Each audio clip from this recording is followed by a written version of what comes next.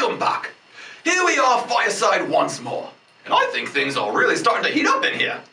And like a hot air balloon, we're heading straight to the clouds.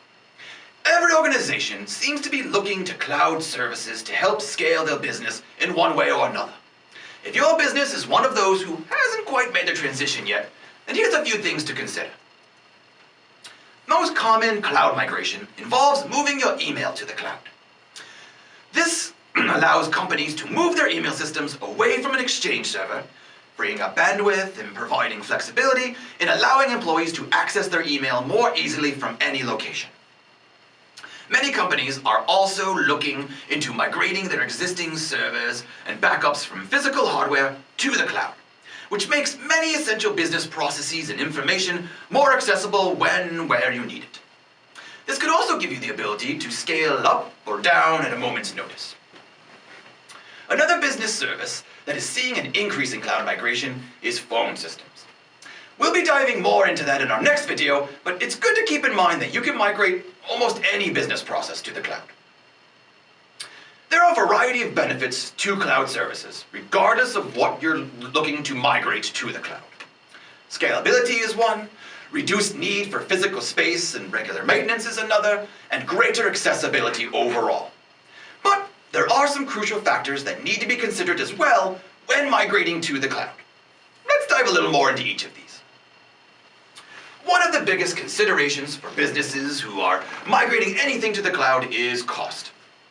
The main cost difference between an on-premise backup and a cloud-based option is that on-premise backups are considered a capital expense due to the higher upfront cost of physical hardware.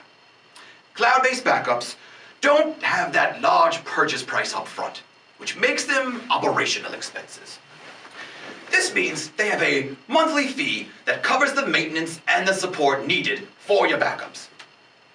The benefit of a cloud-based solution is that additional costs of housing an on-premise server, physical space, a climate-controlled environment, all of that, etc., is managed by the cloud provider, and those costs are included in your monthly fee. Cost is not the only factor to consider, though. There's also the impact that cloud migration will have on your business.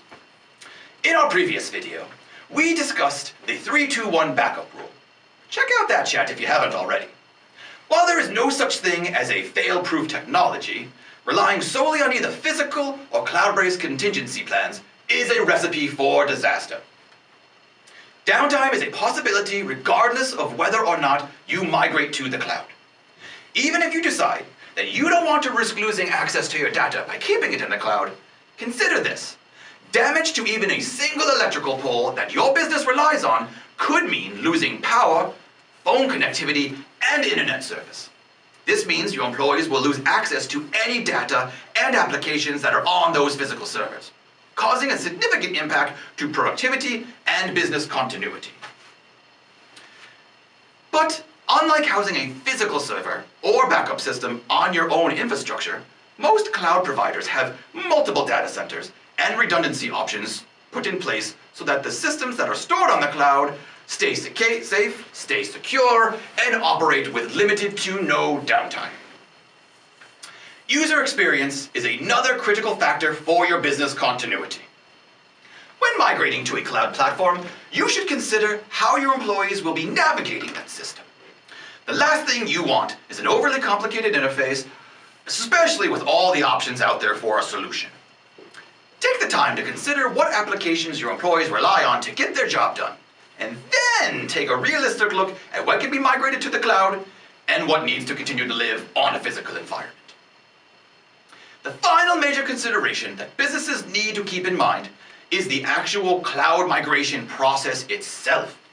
When migrating to the cloud, you need to make sure that the plan includes a failback option if your migration encounters any issues. Here are some key questions you should be asking yourself as you map out the migration process. If the transition doesn't go as planned, what's your contingency plan? What's your secondary contingency plan if the first one falls through? If the cloud provider doesn't live up to their expectations, what options do you have? Do you have a full understanding of your contractual obligation with that provider? Your terms, conditions, service assumptions? These are all questions you should be asking before you move forward. After you've spent some time putting your mind to the migration, you'll no doubt be looking to put the project in the right hands for a smooth and successful implementation.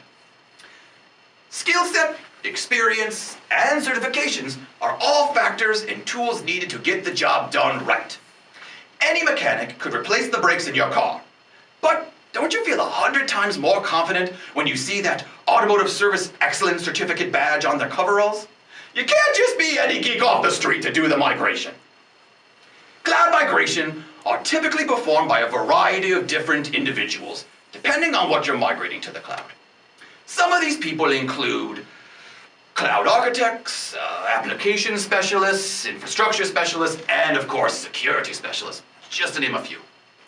Bringing the right team to bear on your project and having an outlined and clearly defined plan in place is like peanut butter and Nutella. The recipe tastes so good, it can't be wrong. These are just a few tips that'll help you keep your technology and your business on the right track. Join me next time at the fireside. Come again and come often.